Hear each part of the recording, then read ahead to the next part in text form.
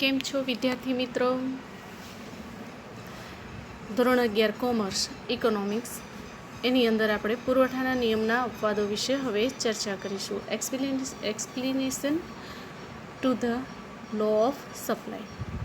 હવે આપણે એ જાણીએ છીએ કે પુરવઠાના જે નિયમની અંદર માંગના નિયમની જેમ જ પુરવઠાના નિયમમાં પણ કેટલાક અપવાદો છે કે ખરા? હકીકતમાં પુરવઠાના નિયમના અપવાદ તરીકે જેને ઓળખવામાં આવે છે તેમાંથી પણ ઘણા બધા વિવાદાસ્પદ છે અને અર્થતંત્રમાં આ વિશે બાહ્ય મતમતાંતરો પણ ઘણા બધા રહેલા છે. કારણ કે એને અપવાદ કહેવાય કે ન કહેવાય એ બાબતે પણ ઘણા બધા વાદ વિવાદ રહેલા હોય છે. પુરવઠાના નિયમમાં જણાવ્યા મુજબ કિંમત અને પુરવઠામાં ઘન સંબંધને બદલે બંનેની વચ્ચે વ્યસ્ત સંબંધ હોય છે. એટલે કે વસ્તુની કિંમત વર્ષ છતાં વસ્તુની કિંમત વધે છતાં પુરવઠો ઘટે છે અને કિંમત ઘટે છતાં પુરવઠો વધે છે. અને જ્યારે આવું બને ત્યારે તેને પુરવઠાનો નિયમ લાગુ પડતો નથી અને એટલા માટે તેને પુરવઠાના નિયમના અપવાદ તરીકે ઓળખવામાં આવે છે. તો એની અંદર જોઈએ અલભ્ય વસ્તુઓ. તો કેટલીક વસ્તુઓ કિંમતમાં ગમે તેટલો ફેરફાર થાય છતાંય તેના પુરવઠામાં કાંઈ ફેરફાર થતો નથી. કારણ કે આવી વસ્તુઓ અપ્રાપ્ય હોય છે અથવા તો દુર્લભ હોય છે. ક્યારેક જ અને ક્યાંક જ પ્રાપ્ત થાય છે. એટલે ત્યાં પુરવઠાનું પ્રમાણ ઈચ્છવા છતાં પણ વધારી શકાતું નથી અને કિંમતમાં ઉત્તરોત્તર વધારો થતો હોય છે. પ્રાચીન સમયના સિક્કાઓ. તો પ્રાચીન સમયના જે સિક્કાઓ છે એ હવે તો એનું મુદ્રણ થતું નથી અને એટલા માટે આવા બધા સિક્કાઓનું મુદ્રણ ન થતું હોવાને લીધે થઈને તે દુર્લભ છે. હવે અત્યારે આપણને તેવા સિક્કાઓ પ્રાપ્ત થઈ શકતા નથી. કલાકૃતિઓ. તો દાખલા તરીકે એમ.એફ. હુસેનના જે તેલી ચિત્રો છે તો એની કિંમત કરોડોમાં હોય છે. તો આવા અલગ અલગ પ્રકારની કલાકૃતિઓ જે છે કે જે ખાસ કરીને ખૂબ જ નિપુણ કહી શકાય તેવી વ્યક્તિઓ દ્વારા બનાવવામાં આવી હોય તે ખૂબ જ કિંમતી હોય છે. છતાં પણ તે ફરીવાર એવી જ કલાકૃતિ બની શકતી નથી. માટે તે દુર્લભ હોવાને લીધે થઈને તેના પુરવઠામાં ફેરફાર કરી શકાતો નથી. પ્રાચીન પુસ્તકની મૂળ હસ્તપ્રત. જૂના જમાનાની જુદી જુદી હસ્તપ્રત વિશે આપણે જાણીએ છીએ કે ગાંધીજીના હાથે લખાયેલા પત્રો. તો હવે ગાંધીજી હયાત નથી એટલે હવે એમના અક્ષરની ફરીથી કોપી થઈ શકે તેમ નથી. એમણે જે લખ્યા એ જ છે. જુદા જુદા મ્યુઝિયમ આપણે જોઈએ તો મ્યુઝિયમની અંદર રાજા મહારાજાઓના સમયથી જ અલગ અલગ પ્રકારની ચીજવસ્તુઓ આપણને જોવા મળે છે. મ્યુઝિયમમાં તેનો સંગ્રહ કરીને રાખેલો હોય છે. દાખલા તરીકે પ્રમુખ સ્વામીના વિશેની હોય કે પછી જુદા જુદા ભગવાન વિશે હોય. દાખલા તરીકે સ્વામિનારાયણ ભગવાનની એમણે પોતે ઉપયોગમાં લીધેલી વસ્તુઓનું એક આખું મ્યુઝિયમ બનાવવામાં આવતું હોય છે. તો હવે એ વસ્તુ ફરીથી શક્ય ન હોવાને લીધે થઈને તેના પુરવઠામાં ફેરફાર થઈ શકતો નથી. પ્રાચીન મૂર્તિઓ છે. તો પહેલાંના સમયની જે મૂર્તિઓ હતી એ મૂર્તિઓ હવે ફરીવાર એવી જ મૂર્તિ બીજી બનાવી શકાય પણ એના જેવી જ અને એટલી જ એવી ધાતુની બનાવવી શક્ય હોતી નથી. એટલે એના પુરવઠામાં વધારો થઈ શકતો નથી. છતાં પણ તેની કિંમતમાં વધારો થાય છે અને એટલે આવી વસ્તુના પુરવઠામાં વધારો કરવો શક્ય નથી. સામાન્ય રીતે જોવા જઈએ તો એમ કે વસ્તુની કિંમત વધે તો પુરવઠામાં વધારો થાય છે. પરંતુ અહીંયા આવી વસ્તુઓ જે છે એના પુરવઠામાં કોઈ સંજોગોમાં વધારો થઈ શકે તેમ નથી. એટલે વાસ્તવિક રીતે જોવા જઈએ તો અલભ્ય વસ્તુનું નવું ઉત્પાદન જ શક્ય નથી. માટે તે અલભ્ય કહેવામાં આવે છે. દુર્લભ શા માટે છે? કારણ કે એવી બીજી કોઈ પ્રત જ નથી હોતી એટલા માટે તે દુર્લભ હોય છે અને આથી પુરવઠો વધારી શકાતો નથી અને એટલે જ પુરવઠાના નિયમનો તે અપવાદ બની શકતો નથી. બીજું છે નાશવંત વસ્તુઓ. દાખલા તરીકે દૂધ અને દૂધની બનાવટો, લીલા શાકભાજી, માંસ, ઈંડા, માછલી, પાકા ફળ, ફૂલ આ બધી જ વસ્તુઓ નાશવંત છે. આવી વસ્તુઓના ભાવ ઘટી જાય તો પણ એ વસ્તુનો પુરવઠો ઘટતો નથી. બરાબર. દૂધનું ઉત્પાદન થતું હોય તો માલધારી પાસે અથવા તો કોઈ પણ વ્યક્તિ પાસે તબેલો હોય કે જે કાંઈ પણ તો દૂધનો ભાવ વધારે આવે કે ઓછો આવે પણ સવાર સાંજે તેના જે પશુઓ છે એ દૂધ આપે છે એટલું દૂધ એ દોહી જ લે છે. બરાબર. અને જ્યારે ભાવ વધારે આવતો હોય તો એ જેટલા લીટર દૂધ પશુ આપતું હોય એનાથી વધારે દૂધનું ઉત્પાદન તે મેળવી શકતો નથી. તો તેવી રીતે દૂધ છે પછી તેની સાથે દૂધની બનાવટો, દૂધ છે તો દૂધની બનાવટો શક્ય બને છે, નહીં તો ન બની શકે, એટલા માટે એ પણ તેની સાથે જ ચાલશે. લીલા શાકભાજી, તો એનો ઉત્પાદનનો એક સમય હોય છે, તો જ્યારે ભાવ વધી જાય એટલે તાત્કાલિક આપણે નવા લીલા શાકભાજી બનાવી શકતા નથી. બીજું એ પણ છે કે લીલા શાકભાજીના ભાવ ઘટે તો પણ ઓછા ભાવમાં પણ તે ચીજવસ્તુઓ આપી દેવી પડતી હોય છે, કારણ કે ન આપી દે તો તેને ફરી એ વસ્તુઓનો બગાડ થાય છે, ફરીથી તે કામમાં આવી શકતી નથી. તેવી જ રીતે માંસ, વાસી વસ્તુઓ જે છે એ ખાવાથી શરીરને નુકસાન કરે. ઈંડા, માછલી, પાકા ફળ, બરાબર, બહુ પાકી ગયેલું ફળ આપણને પણ ન ફાવે, તેમાં જીવાત પડી જાય છે, એટલે આવી બધી વસ્તુઓ. ફૂલ હોય તો ફૂલ ખરી પડે છે અને એની પાંદડી તૂટી પડે છે, તો પછી કાલે ભાવ આવશે એમ કરીને આપણે તેને રાખી શકતા નથી, તેનો સંગ્રહ જ શક્ય નથી બનતો. એટલે આવી બધી જે નાશવંત વસ્તુઓ છે, આવી વસ્તુઓના ભાવ ઘટી જાય ને તો પણ તેવી વસ્તુઓનો પુરવઠો ઘટતો નથી, એનું જેટલું ઉત્પાદન હોય છે તેટલું જ રહે છે, કારણ કે આવી વસ્તુઓનો સંગ્રહ શક્ય નથી. તો આવી વસ્તુઓના ભાવ વધે કે ઘટે તેનાથી પુરવઠાના પ્રમાણમાં કોઈ પણ પ્રકારનો ફેરફાર થતો નથી. તો આ પુરવઠાના નિયમના 2 અપવાદો છે, એ તમારે ખાસ યાદ રાખવાના છે. અલભ્ય વસ્તુઓ અને નાશવંત વસ્તુઓ. અલભ્ય વસ્તુઓ કોને કહેવાય, ઉદાહરણ આપો. નાશવંત વસ્તુઓ કોને કહેવાય, ઉદાહરણ આપો. એમ પરીક્ષામાં પૂછાતું હોય છે, એટલે આ બંને વસ્તુઓ તમારે બહુ જ વ્યવસ્થિત રીતે તૈયાર કરી રાખવાની છે. ત્યાર પછી છે બજારમાં વસ્તુની કિંમતનું નિર્ધારણ. તો કિંમત નિર્ધારણ માટે બજારમાં જે ચીજવસ્તુઓની બજારમાં માંગ થતી હોય અને જે વસ્તુઓ વેચાતી હોય, એક વસ્તુ હોય કે સેવા હોય, તેની કિંમત કેવી રીતે નક્કી થાય છે તે જોવા માટે તેની સમજૂતી ચીજવસ્તુઓ અને ધંધાની કિંમત માંગ અને પુરવઠાના પરિબળો દ્વારા નક્કી કરવામાં આવતી હોય છે, અને તેને કિંમત નિર્ધારણની પ્રક્રિયા કહે છે. એટલે માંગ અને પુરવઠાના ઉપયોગ દ્વારા જે કિંમત નક્કી કરવામાં આવે છે તેને કિંમત નિર્ધારણ તરીકે ઓળખવામાં આવે છે. કિંમત નિર્ધારણ એટલે શું, એવો પ્રશ્ન પૂછાતો હોય છે. પૂર્ણ હરીફાઈની સ્થિતિને ધ્યાનમાં રાખીને કિંમત નિર્ધારણની પ્રક્રિયા આપણા ચેપ્ટરમાં આપણને સમજાવવામાં આવી છે, તો આપણે તેને સમજવાનો પ્રયત્ન કરીશું.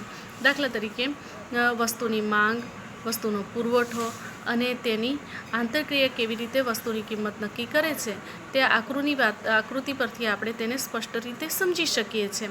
દરેક અર્થતંત્રમાં અછતની સમસ્યાઓ હોય છે. વસ્તુઓના ઉત્પાદનમાં વપરાતા સાધનોની અછત હોવાથી અને તે વૈકલ્પિક ઉપયોગો ધરાવતા હોવાથી પસંદગી કરવી પડે છે. એટલે અછત અને પસંદગી, આ 2 શબ્દો ખૂબ જ મહત્ત્વનો ભાગ ભજવે છે. આ જે સાધનો છે એની ફાળવણી કેવી રીતે કરવી, આ સમસ્યાઓના ઉકેલ બજારમાં પ્રવર્તતી કિંમત દ્વારા મળે છે, અને એટલા માટે કિંમત નિર્ધારણ કરવામાં આવતું હોય છે. સામાન્ય સંજોગોમાં કિંમત નક્કી કરવા માટેના પરિબળો અલગ હોય છે અને અન્ય સંજોગોમાં પણ કિંમત નક્કી કરવા માટેના પરિબળો અલગ હોય છે, પરંતુ માંગ અને પુરવઠાને આધારે જ્યારે કિંમત નક્કી કરવામાં આવે છે ત્યારે તે સાચું કિંમત નિર્ધારણ બને છે. બજારમાં આપણને એમ લાગે કે કિંમત ઉત્પાદન દ્વારા નક્કી થતી હોય છે, પરંતુ પેઢીઓ ઈચ્છે તે કિંમત નક્કી કરી શકતી નથી, કારણ કે આપણે એવું વિચારતા હોય છે કે કારણ કે એનું જે પ્રોડક્શન થાય છે ત્યારે એના રેપર પર કિંમત છાપી દેવામાં આવતી હોય છે, અને એટલે આપણામાં એવી સમજણ પ્રવર્તતી હોય છે કે વસ્તુનું ઉત્પાદન થાય ત્યારે તેની કિંમત નક્કી કરી દેવામાં આવતી હોય છે. હકીકતમાં એવું શક્ય બનતું નથી. જે એકમ ઉત્પાદન કરે છે તે પોતાની મેળે મન ફાવે તેવી રીતે તેની કિંમત છાપી શકતી નથી. એના માટે તેણે માંગ અને પુરવઠાને લક્ષમાં રાખીને, તેની પડતરને લક્ષમાં લઈને તેની કિંમત નક્કી કરવામાં આવતી હોય છે. તો તેણે નક્કી કરેલી કિંમત પ્રમાણે તે ઈચ્છે તેવું વેચાણ કરી શકતી નથી અને એવી કિંમત છાપી પણ શકતી નથી. પ્રવર્તમાન કિંમતે વસ્તુ કેટલા જથ્થામાં ખરીદવી તે ગ્રાહકે તેમની માંગ દ્વારા નક્કી કરે છે. આમ માંગ અને પુરવઠો સંયુક્તપણે વસ્તુની કિંમત નક્કી કરે છે. માર્શલે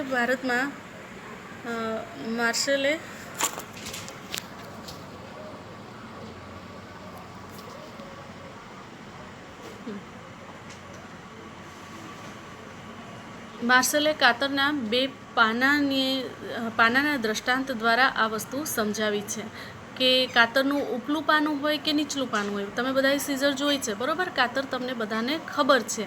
તો કાતરના બંને પાના એક સરખા જ હોય છે, પરંતુ એને એક સ્ક્રૂથી ટાઈટ કરવામાં આવેલા હોય છે, એટલે બંને એકબીજાની સાથે જોડાયેલા હોય છે. ઉપલું પાનું સ્વતંત્ર એકલું જ હોય તો તે કટિંગ નથી કરી શકતું, અને નીચલું પાનું એકલું હોય તો પણ તે કટિંગ નથી કરી શકતું. જો તમારે કાગળનું કે કાપડનું કટિંગ કરવું હોય તો બંને પાનાને સાથે કામ પર લગાવવા જરૂરી છે, તો જ કટિંગ થઈ શકે છે, એટલે કે કાપી શકે છે. અને એટલા માટે જે માંગ અને પુરવઠો બંનેને કાતરના પાના સાથે સરખાવીને એ બંને જ્યારે હરકતમાં આવે છે ત્યારે ત્યાં કિંમત નિર્ધારણ થાય છે. એટલે તેના પરથી એમ કહેવાય કે નીચલું પાનું એકલું જરૂરી નથી અને ઉપલું પાનું પણ એકલું જરૂરી નથી, બંને પાનાની જરૂરિયાત છે. જે રીતે કાપવાની ક્રિયા માટે કાતરના બંને પાના જરૂરી છે, તેમ કિંમત નિર્ધારણ માટે માંગ અને પુરવઠો બંને અનિવાર્ય છે. તો અનિવાર્ય નીચે અંડરલાઇન કરજો, બંને અનિવાર્ય છે. બેમાંથી એકની પણ ગેરહાજરી આપણને કિંમત નક્કી કરવા માટે ઉપયોગી થઈ શકે નહીં. અમુક કિંમતે બજારમાં વસ્તુની કુલ માંગ અને કુલ પુરવઠો સરખા થાય ત્યારે સમતુલા છે તેમ કહેવાય. એટલે જ્યારે એક ચોક્કસ પ્રકારની કિંમતે માંગ અને પુરવઠો બંને સરખા થાય છે અને ત્યાં તે સમતુલા પ્રાપ્ત કરે છે તેમ કહેવાય. અને આ સમતુલા અમુક સમયે અમુક સંજોગોમાં જ પ્રાપ્ત થાય છે. સમય સંજોગો બદલાતા તેમાં વિક્ષેપ પડે છે અને આંતરક્રિયાને અંતે સમય જતાં પુનઃ સમતુલા એટલે કે ફરીથી પાછી સમતુલા સ્થપાય છે. આમ સમતુલા એ એવી સ્થિતિ છે જેમાં આપેલા સમયગાળા દરમિયાન ફેરફાર થવાનું વલણ રહેતું નથી. તો જુઓ, અહીંયા તમને કિંમત નિર્ધારણ માટેની આકૃતિ આપેલી છે. માંગ અને પુરવઠાની બંને આકૃતિ આપણે માંગના નિયમમાં આપણે સમજ્યા છીએ અને શીખ્યા છીએ. તો એ બે વસ્તુ અલગ અલગ જુદા જુદા પેજ પર આપણે માંગની આકૃતિ બનાવી છે અને પુરવઠાની આકૃતિ બનાવી છે. જ્યારે આ બંને અનુસૂચિ અને બંને આકૃતિ ભેગી કરીને એક જ અનુસૂચિ અને આકૃતિમાં પરિવર્તિત કરવામાં આવે ત્યારે કિંમત નિર્ધારણ શક્ય બને છે. તો જો તમે માંગનો નિયમ અને પુરવઠાનો નિયમ બંને વસ્તુઓ એકસાથે યાદ કરી લેશો તો પછી કિંમત નિર્ધારણ તમને જરા પણ અઘરું લાગશે નહીં. તો માંગ અને પુરવઠાની કાલ્પનિક અનુસૂચિ, જો કાલ્પનિક અનુસૂચિ આપી છે કારણ કે આપણને પણ ખબર છે કે કોઈ પણ વસ્તુની કિંમત અને પુરવઠો આપણે જે દર્શાવીએ છીએ તે હકીકતમાં તેટલો જ હોય એવું જરૂરી નથી. રાઉન્ડ ફિગર આપીને આપણે આ વસ્તુને, પરિસ્થિતિને સમજવાનો પ્રયત્ન કરીએ છીએ. તો કિંમત આપેલી છે 10, 20, 30, 40 અને 50, આપણને જે આપેલી હતી તે જ. અને માંગની કિંમત કિલોગ્રામમાં તો 1000, 800, 600, 400 અને 200. વસ્તુનો પુરવઠો કિલોગ્રામમાં 200, 400, 600, 800 અને 1000. જો અહીંયા એક વસ્તુ ખાસ ખ્યાલમાં રાખવાની, માંગ ઓછી હોય, કિંમત ઓછી હોય ત્યારે માંગ વધારે હોય એટલે નીચેથી ઉપર જશે, એટલે કે ઉતરતા ક્રમમાં હશે. જ્યારે માંગ વસ્તુની કિંમત વધે એટલે એમ પુરવઠો વધે છે એટલે તે ચડતા ક્રમમાં હશે. માત્ર એટલી વસ્તુ તમારે યાદ રાખવાની છે, એટલે કે તે જે માંગ છે એ ઋણ ઢાળ ધરાવે છે અને પુરવઠો છે એ ધન ઢાળ ધરાવે છે તેમ કહી શકાય. હવે આ જ અનુસૂચિ પરથી આપણને આકૃતિ આપી છે. તો O1 ધરી પર વસ્તુની માંગ અને પુરવઠો કિલોગ્રામમાં દર્શાવે છે અને OY ધરી પર વસ્તુની કિંમત રૂપિયામાં દર્શાવેલી છે. તો કિંમત જે છે એ આપણે ઊભી ધરી OY પર 10, 20, 30, 40 અને 50 એમ દર્શાવી છે. જ્યારે વસ્તુની માંગ અને પુરવઠો કિલોગ્રામમાં દર્શાવ્યો છે એટલે 200થી શરૂ થઈને 1000 સુધીનો છે. એટલે 200-200ના સ્લેબ પ્રમાણે આપણે 200, 400, 600, 800 અને 1000 એવી ગેપમાં આપણે એક એક એકમ દર્શાવેલું છે. અહીંયા DD એ માંગ રેખા છે, જ્યારે SS એ વસ્તુની પુરવઠા રેખા છે. ABCDE એ માંગ રેખા પરના બિંદુઓ છે અને ABCDE એ પુરવઠા રેખા પરના બિંદુઓ છે. હવે જ્યાં આવે છે ને ત્યાં માંગ અને પુરવઠો બંને ભેગા થાય છે એટલે માંગ રેખા અને પુરવઠા રેખા એકબીજાને છેદે છે. તો ત્યાં માંગ અને પુરવઠો સરખા થાય છે. જો 30 રૂપિયાની કિંમત હોય ત્યારે વસ્તુની માંગ 600 એકમની હોય છે અને વસ્તુનો પુરવઠો પણ 600 એકમનો છે. અને એટલે બિંદુ જે છે એ સમતુલા બિંદુ છે. એટલે એમ કહી શકાય કે 30 રૂપિયાની કિંમતે માંગ અને પુરવઠો સમતુલા સાધે છે એટલે વસ્તુની કિંમત 600 રૂપિયા નક્કી થાય. તો આ સાચું કિંમત નિર્ધારણ કહેવાય. હવે આ વસ્તુને આપણે લાઇન ટુ લાઇન દર્શાવવાનું હોય તો આપણે એમ દર્શાવીશું હું ફરીવાર બોલું છું, તમે પુસ્તકમાં જુઓ, એની સાથે મને પણ સાંભળવાનો પ્રયત્ન કરો, વધુ સારી રીતે સમજાશે. અને હું જે કહું છું એવી રીતે લખશો, આકૃતિ તમને સમજાઈ જશે, તો તમારે ગોખવું નહીં પડે. હું જેમ બોલું છું એવી જ રીતે તમે લખી શકશો. તો ખાસ જો આકૃતિ જે છે એમાં OX ધરી પર વસ્તુની માંગ અને પુરવઠો કિલોગ્રામમાં દર્શાવેલ છે. આ પહેલું વાક્ય. OY ઊભી ધરી પર વસ્તુની કિંમત રૂપિયામાં દર્શાવેલ છે. બરાબર, ખ્યાલ આવ્યો? આડી ધરી પર 200, 400, 600, 800 અને 1000 એમ જથ્થો દર્શાવવામાં આવેલો છે, પુરવઠો કે માંગ દર્શાવવામાં આવેલી છે. જ્યારે OY ધરી પર 10, 20, 30, 40 અને 50 એમ રૂપિયામાં કિંમત દર્શાવવામાં આવી છે. DD એ માંગ રેખા છે અને SS એ પુરવઠા રેખા છે.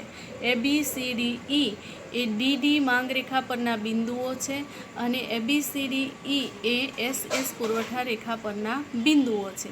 જ્યાં 30 રૂપિયાની કિંમતે, બરાબર, હવે અહીંયા તમે એક વસ્તુ એ પણ લઈ શકો કે 10 રૂપિયાની કિંમત હોય ત્યારે પુરવઠો 200 રૂપિયા અને માંગ 200 એકમની, માંગ 1000 એકમની હોય છે. આડી ધરી પર માંગ 1000 એકમની, અહીંયાથી તમારે આમ જોવાનું, એટલે પુરવઠો 200 એકમનો હોય છે, જ્યારે માંગ 1000 એકમની હોય છે. જ્યારે કિંમત વધીને 20 રૂપિયા થાય છે ત્યારે વસ્તુની માંગ 800 એકમ થાય છે અને પુરવઠો 400 એકમ થાય છે. જ્યારે કિંમત વધીને 30 રૂપિયા થાય છે ત્યારે માંગ પણ 600 એકમ થાય છે અને પુરવઠો પણ 600 એકમ થાય છે. તેનાથી ઉલટું, જેમ જેમ કિંમત વધે છે ત્યારે કિંમત વધીને 40 રૂપિયા થાય છે ત્યારે માંગ 400 રૂપિયા અને પુરવઠો 800 રૂપિયા થાય છે, એટલે ડબલ તફાવત આવશે. જ્યારે કિંમત વધીને 50 રૂપિયા થાય છે ત્યારે માંગ 200 રૂપિયા અને પુરવઠો 1000 એકમ થાય છે. તો એ બિંદુ એ સમતુલા બિંદુ છે, જ્યાં 30 રૂપિયાની કિંમતે માંગ અને પુરવઠો બંને સરખા, એટલે કે 600 કિલોગ્રામ થાય છે, એટલે ત્યાં તે સમતુલા પ્રાપ્ત કરે છે તેમ કહેવાય. પરિણામે ઊંચી કિંમત જવાનું જે વલણ છે એ ધારણ કરે છે અને કિંમતે વસ્તુ માટેની માંગ અને વસ્તુ માટેનો પુરવઠો એ વધી જાય છે. પરિણામે જે કિંમત આપણને પ્રાપ્ત થાય છે, જ્યાં એ બિંદુએ સમતુલા પ્રાપ્ત થાય છે, તે આપણી સમતુલા એટલે કે કિંમત નિર્ધારણ છે. માંગ કે પુરવઠામાં જ્યાં સુધી ફેરફાર ન થાય ત્યાં સુધી તે કિંમત ટકી રહે છે. ફરી જ્યારે ફેરફાર થાય ત્યારે કિંમતમાં ફેરફાર થાય છે. પુરવઠાના નિયમ વિશે આપણે ચર્ચા કરી છે. એમાં માંગનો નિયમ અને પુરવઠાના નિયમ વચ્ચે જે તફાવત રહેલો છે, બિલકુલ એનાથી ઉલટી બાબત છે. કિંમત અને માંગ વચ્ચેનો જે સંબંધ છે એના કરતાં ઉલટો સંબંધ કિંમત અને પુરવઠા વચ્ચેનો છે. માંગનું વિસ્તરણ સંકોચન અને પુરવઠાનું વિસ્તરણ સંકોચન એક જ આકૃતિ પર દર્શાવવામાં આવે છે. જ્યારે માંગમાં વધારો ઘટાડો અને પુરવઠામાં વધારો ઘટાડો એ જુદી જુદી રેખા પર દર્શાવવામાં આવે છે. આકૃતિ એક જ હોય છે પણ એમાં પુરવઠા રેખા એટલે કે SS મુખ્ય પુરવઠા રેખા, S1 એ પુરવઠા રેખામાં પુરવઠામાં થયેલો ઘટાડો દર્શાવે છે અને S2 કે S3 એવી રીતે એક ઘટાડો દર્શાવે છે. ટૂંકમાં કહેવાનો અર્થ એ છે કે માંગ રેખા એક જ રેખા પર દર્શાવવામાં આવે છે, જ્યારે જેનું માંગ રેખામાં વિસ્તરણ સંકોચન એક જ રેખા પર દર્શાવવામાં આવે છે. તેવી જ રીતે પુરવઠાનું વિસ્તરણ સંકોચન પણ એક જ SS પર દર્શાવવામાં આવે છે, પરંતુ માંગમાં વધારો ઘટાડો અને પુરવઠામાં વધારો ઘટાડો એ જુદી જુદી માંગ રેખા અને પુરવઠા રેખા પર દર્શાવવામાં આવે છે. અગાઉ આપણે માંગના નિયમનો અભ્યાસ કર્યો છે. માંગના નિયમને વિસ્તરણ સંકોચન અને વધારો ઘટાડો એની પણ ચર્ચા કરી છે. પુરવઠાનું વિસ્તરણ સંકોચન અને વધારો ઘટાડો એની પણ ચર્ચા કરી છે. છતાંય પુરવઠાના વધારા ઘટાડા વિશે અત્યારે ફરીથી આપણે એને તાજું કરી લઈશું. તો પુરવઠામાં વધારો ઘટાડો દર્શાવવા માટે કિંમત સિવાયના પરિબળોમાં ફેરફાર થાય ત્યારે એક કરતાં વધુ પરિબળોમાં ફેરફાર થવાથી પુરવઠામાં વધારો અથવા તો ઘટાડો એવું પરિવર્તન આવતું હોય છે. કોઈ એક પરિબળમાં ફેરફાર થાય અથવા એક કરતાં વધુ પરિબળમાં, પણ કયા કિંમત સિવાયના અન્ય પરિબળો છે તેમાં ફેરફાર થવાથી એનો અર્થ શું થયો કે કિંમતનું પરિબળ યથાવત રહે છે, તેમાં કોઈ ફેરફાર થતો નથી. એટલે આપણે માની લઈએ છીએ કે કિંમત એની એ જ રહે છે. અને એટલે જો તમારી અનુસૂચિમાં આપવામાં આવેલું છે કે સફરજનની કિંમત કિલોગ્રામમાં આપી છે રૂપિયામાં, બરાબર. તો કિલોગ્રામ દીઠ કિંમત રૂપિયામાં આપેલી છે કે જેમાં કિંમતમાં કોઈ ફેરફાર નથી, એટલે સફરજનની કિંમત માત્ર 20 રૂપિયા, એટલે 20 20 20 20 20, બરાબર. ટૂંકમાં કિંમતમાં કોઈ ફેરફાર થતો નથી, એનો અર્થ એ થયો કે કિંમતનું પરિબળ યથાવત રહે છે. આમ જોવા જઈએ તો કે 20 રૂપિયાના કિલો સફરજન મળે નહીં, પરંતુ આપણે ધારી લો કે એમ વાત કરીએ છીએ, બરાબર. અહીંયા તમે 100 રૂપિયાની કિંમત પણ ધારી શકો છો, પરંતુ તમે જે કાંઈ પણ ધારો તે વ્યવસ્થિત રીતે ધારવાનું, અને જો એ ન ફાવે તો પછી અનુસૂચિમાં આપ્યું છે એ જ તમારે લખી નાખવાનું. હવે જુઓ, કિંમતમાં ફેરફાર નથી થતો, પરંતુ અન્ય પરિબળોમાં ફેરફાર થવાને લીધે થઈને સફરજનના પુરવઠામાં ફેરફાર થાય છે. એટલે 20 રૂપિયાની કિંમત હોય ત્યારે પણ 100 કિલોગ્રામ સફરજનની પુરવઠો બજારમાં મૂકવામાં આવે છે. 20 રૂપિયાની કિંમતે 200 ગ્રામ, એ જ કિંમતે પાછા 300 કિલોગ્રામ, એ જ કિંમતે પાછા 400 કિલોગ્રામ અને એ જ કિંમતે 500 કિલોગ્રામ સફરજનનો પુરવઠો બજારમાં વેચવા માટે મૂકવામાં આવે છે. એનો અર્થ એ થયો કે કિંમતમાં કોઈ ફેરફાર નથી થતો, છતાં પણ પુરવઠામાં ફેરફાર થયો છે. તો એ શા માટે થયો? કારણ કે કિંમતનું પરિબળ યથાવત રહે છે, પરંતુ તે સિવાયના પરિબળોમાં ફેરફાર થાય છે. અને આ પરિબળોમાં ફેરફાર થતો હોવાને લીધે તેમાં વધારો અથવા ઘટાડો જોવા મળે છે, બરાબર. અહીંયા આપણે એમ સમજી લઈએ કે 20 રૂપિયાની કિંમતે 300 કિલોગ્રામ સફરજનનો પુરવઠો એ વ્યાજબી અને યોગ્ય પુરવઠો છે, પરંતુ અન્ય પરિબળોમાં ફેરફાર થવાને લીધે થઈને પુરવઠામાં ઘટાડો પણ થાય છે. એટલે કે 300 ને બદલે 200 અને 100 એમ થાય છે, અને પુરવઠામાં વધારો પણ થાય છે 400 અને 500. એનો અર્થ એ થયો કે પુરવઠાને પોઝિટિવ ઇફેક્ટ આપતા હોય તેવા જે પરિબળો છે એના લીધે થઈને પુરવઠામાં વધારો થાય છે, અને જો પુરવઠાને નેગેટિવ ઇફેક્ટ આપતા હોય, એટલે કે નકારાત્મક અસર આપતા હોય તેવા પરિબળોને લીધે થઈને પુરવઠામાં ઘટાડો થાય છે. દાખલા તરીકે ભવિષ્યના ભાવ અંગેની અટકળો. તો ભવિષ્યમાં ભાવ વધવાના છે એવી અટકળ થાય તો અત્યારે લોકો પુરવઠો બજારમાં ઓછો મૂકશે. શા માટે? કારણ કે ભવિષ્યમાં ભાવ વધશે ત્યારે વધુ પુરવઠો તે બજારમાં મૂકશે. તો એ 400 અને 500 કિલોગ્રામનો જે જથ્થો છે એને લાગુ પડે છે. પરંતુ જો એવી અટકળ આવે કે ભવિષ્યમાં હજી પણ સફરજનની કિંમત 20 ને બદલે ભવિષ્યમાં ભાવ હજી પણ ઘટી જવાના છે એવી અટકળ ફેલાય, એટલે કે 20 ને બદલે હજી પણ ઓછા થવાના છે, તો એ શું કરશે? 20 રૂપિયાની કિંમતે વધુને વધુ સફરજન વેચવાનો પ્રયત્ન કરશે, જેથી કરીને યોગ્ય વ્યાજબી નફો મેળવી શકાય. તો ત્યારે તે વધુને વધુ પુરવઠો બજારમાં મૂકે છે. અત્યારે હાલના તબક્કે, બરાબર, ભવિષ્યમાં ભાવ ઘટવાના છે એવી જ્યારે અટકળ થાય અથવા અફવા ફેલાય ત્યારે તે પ્રવર્તમાન કિંમતે વધુ પુરવઠો બજારમાં મૂકશે. અને જો ભવિષ્યમાં ભાવ વધવાના છે એવી અટકળ થાય તો અત્યારે ઓછો પુરવઠો બજારમાં મૂકીને ભવિષ્યમાં ભાવ વધે ત્યારે તે વધુ પુરવઠો બજારમાં મૂકી અને વધારે ભાવ મેળવીને નફો મેળવવાનો પ્રયત્ન કરશે. એટલે એક જ અટકળ, જુદા જુદા પ્રકારની ભાવ વધવાની અને ભાવ ઘટવાની એવી અટકળ જ્યારે અસ્તિત્વમાં આવે છે ત્યારે પુરવઠામાં વધારો અથવા ઘટાડો થાય છે. તો આ માત્ર આપણે એક અન્ય પરિબળમાંથી એક પરિબળની આપણે ચર્ચા કરીએ. એવી જ રીતે પસંદગીની બાબતમાં બની શકે. વસ્તુની તરફેણમાં લોકોની પસંદગી હોય તો પુરવઠો વધુને વધુ બજારમાં આવે, અને વસ્તુની વિરુદ્ધ પસંદગી જાય તો પુરવઠો બજારમાં ઓછો આવશે, કારણ કે લોકો એ વસ્તુ પસંદ નથી કરતા, તો તેને વેચવાની શક્યતા પણ ઘટી જતી હોય છે. તો આવા પરિબળોને લીધે થઈને વસ્તુના પુરવઠામાં અલગ અલગ પ્રકારનો ફેરફાર થતો હોય છે. ખાસ આપણે એ નોંધવું જોઈએ કે માંગ રેખા અને પુરવઠા રેખા બંને એકબીજાથી ઉલટી દિશામાં ગતિ કરે છે. એક ઉપરથી નીચેની તરફ આવે છે, એટલે કે માંગ રેખા ઉપરથી નીચેની તરફ ગતિ કરે છે, માટે તે ઋણ ઢાળ ધરાવે છે, જ્યારે પુરવઠા રેખા નીચેથી ઉપરની તરફ ગતિ કરે છે, માટે તે ધન ઢાળ ધરાવે છે. બીજું, માંગ રેખા એ કિંમત અને માંગ વચ્ચે વ્યસ્ત સંબંધ રહેલો છે, જ્યારે કિંમત અને પુરવઠા વચ્ચે સીધો સંબંધ રહેલો છે. આ વાક્ય હું વારંવાર રિપીટ કરું છું. આની આ જ વસ્તુ હું તમને ફરીથી સમજાવું છું. તમારે ખાસ યાદ રાખવાનું છે. એક જ વસ્તુ તમને ક્લિયર થઈ જશે તો બાકીની ઓટોમેટિકલી તમારી સમજમાં આવી જશે. મેં અગાઉ પણ લેક્ચર શરૂ કર્યો, આપણે ચેપ્ટર સ્ટાર્ટ કર્યું એ પહેલાં પણ તમને આ વાત કરેલી છે. નોટ અને પેન લઈને બેસજો, આકૃતિ દોરવાનો પ્રયત્ન કરજો. આકૃતિ એક વખત તમારા મગજમાં વ્યવસ્થિત બેસી જાય, અનુસૂચિ બેસી જાય તો અનુસૂચિ પરથી તમે આકૃતિ દોરી શકશો અને આકૃતિ પરથી તમે વિવરણ લખી શકશો. એના માટે ગોખણ પટ્ટી કરવાની બિલકુલ જરૂર નથી.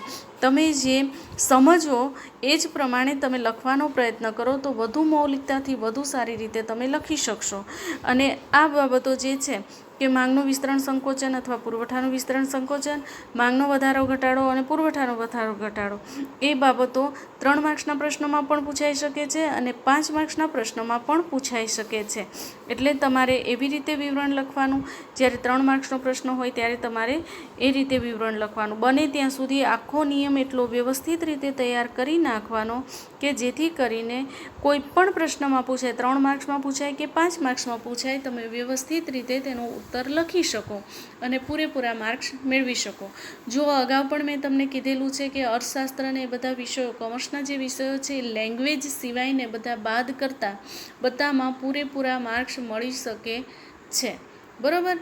અહીંયા તમને ગ્રામેટિકલ મિસ્ટેકના કે એવા કોઈ માર્ક્સ કાપવામાં આવતા નથી, પરંતુ તમે અનુસૂચિ ખોટી દોરો તો અનુસૂચિ પરથી આકૃતિ ખોટી બને અને આકૃતિ પરથી વિવરણ પણ ખોટું બને તો આખો જવાબ તમારો ખોટો પડવાની શક્યતાઓ રહેલી હોય છે. એટલે એક સાચું પડે તો બધું સાચું પડે અને એક ખોટું પડે તો બધું ખોટું પડે.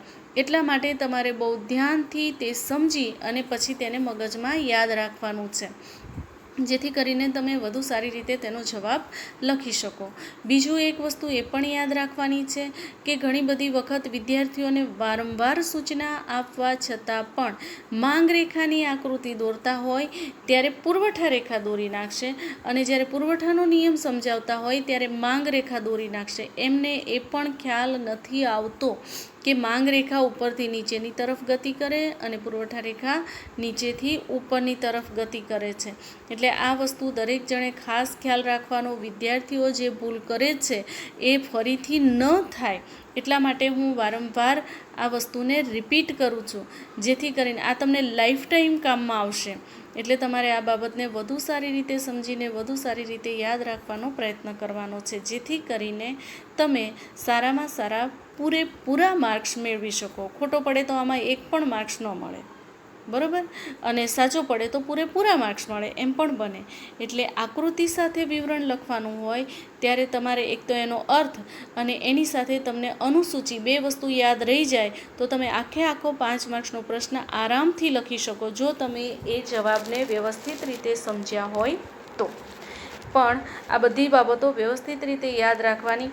ઘણા બધા લખી તો નાખે છે, પૂરેપૂરું લખે, પણ પછી ઉપરની ઊભી ધરી જે છે, ઓવાઈ ધરી, તો એને ત્યાં તમે શું દર્શાવ્યું છે એ પણ તમારે લખવાનું કે વસ્તુની કિંમત રૂપિયામાં, નીચે વસ્તુની માંગ અથવા પુરવઠો જે કાંઈ પણ હોય તો તે પણ લખવાનું. પછી માંગ રેખા હોય કે પુરવઠા રેખા હોય તો એને નામ આપવાના, એના પરના બિંદુઓને ABCD એમ નામ આપવાના. પછી વિસ્તરણ સંકોચન અને વધારો ઘટાડો ક્યાં ક્યાં આવે છે તે પણ દર્શાવવાનું. ટૂંકમાં નામ અને નિર્દેશ બધી બાબતો દર્શાવવાની છે. જો એમાં પણ તમે ચૂકો તો ત્યાં તમારા માર્ક્સ કપાવવાની શક્યતાઓ રહેતી હોય છે. એટલે આ બધી બાબતો દરેક જણે ખાસ યાદ રાખવાની અને વધુ સારી અને વ્યવસ્થિત રીતે લખાય તેવા પ્રયત્નો કરવાના.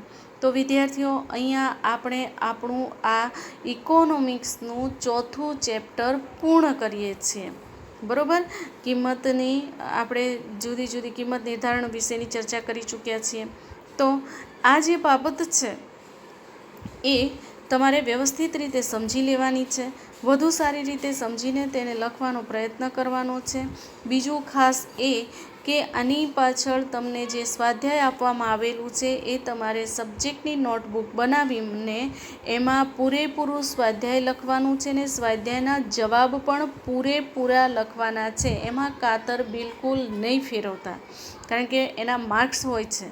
એટલે તમારે વ્યવસ્થિત રીતે સરસ 2 પેનનો ઉપયોગ કરીને સુંદર રીતે નોટબુક બનાવવાની છે. અત્યારે તમારી પાસે ટાઈમ જ ટાઈમ છે. બીજું, આકૃતિ હંમેશા પેન્સિલથી જ દોરવાની છે. આકૃતિ પેનથી દોરેલી હશે તો હું નહીં ચલાવી લઉં, એટલે આકૃતિ તમારે હંમેશા પેન્સિલથી જ દોરવાની છે. એ વસ્તુ દરેક જણ ખાસ યાદ રાખજો. વ્યવસ્થિત રીતે સ્વાધ્યાયની અંદર આ બધી બાબતો નોંધી નાખજો, નોટબુકમાં બધું લખી નાખજો. હું જ્યારે અમુક ટાઈમ થશે એટલે હું તમારી પાસે નોટબુક મંગાવીશ. જેમ આપણે યુનિટ ટેસ્ટની નોટબુક મંગાવી એવી રીતે કદાચ તમે જો શાળાએ આવતા હશો તો ત્યારે તમારી સાથે મંગાવી લેશું, અથવા તો ફોન કરીને વાલીને બોલાવીએ ત્યારે પણ તમારી પાસે આ નોટબુક મંગાવીશું. બરાબર, બધા જ વિષયમાં વ્યવસ્થિત રીતે તૈયારી કરજો. અનુક્રમણિકા બનાવવાની, બધું લખવાનું, એની સાથે સાથે તમારે સ્વાધ્યાયનો જે કાંઈ પણ પાછળ આપેલો આખો સ્વાધ્યાય છે પૂરેપૂરો બિલકુલ કાતર ફેરવ્યા વિના પૂરેપૂરો આખો લખવાનો છે. આ વસ્તુ દરેક વિદ્યાર્થીઓએ ખાસ યાદમાં રાખવાની છે. તો અહીંયા આપણે આપણા 4 ચેપ્ટર પૂર્ણ કર્યા. બરાબર, આ 4 ચેપ્ટર તમે વ્યવસ્થિત રીતે તૈયાર કરી અને વાંચી જાજો. હવે પછીનું જ્યારે લેક્ચર આપણે શરૂ કરીશું ત્યારે તેની અંદર આપણે 5મા ચેપ્ટરથી શરૂઆત કરીશું. 5મું ચેપ્ટર છે આવક અને ખર્ચના ખ્યાલો. આમ જોવા જઈએ તો આ ચેપ્ટર સાવ ઇઝી છે, વિષય જ સાવ ઇઝી છે એમ કહીએ તો પણ ચાલે, કારણ કે અર્થશાસ્ત્ર એ કોમર્સનો વિષય છે. એટલે જો તમે એના શબ્દો, એની ભાષાને સમજશો તો જરાય અઘરું નથી. શરૂઆતના તબક્કે કદાચ તમને એવું લાગે, પણ તમે એને સમજવાનો પ્રયત્ન કરશો, એક વખત તમારા મગજમાં બધી વસ્તુ ઉતરતી થશે તો પછી તમને જરાય અઘરું નહીં લાગે. આ વિષય જરાય ટફ નથી, પણ મહેનત માંગી લે તેવો છે. એટલે મહેનત પુષ્કળ પ્રમાણમાં તમારે કરવાની રહેશે. બરાબર છે?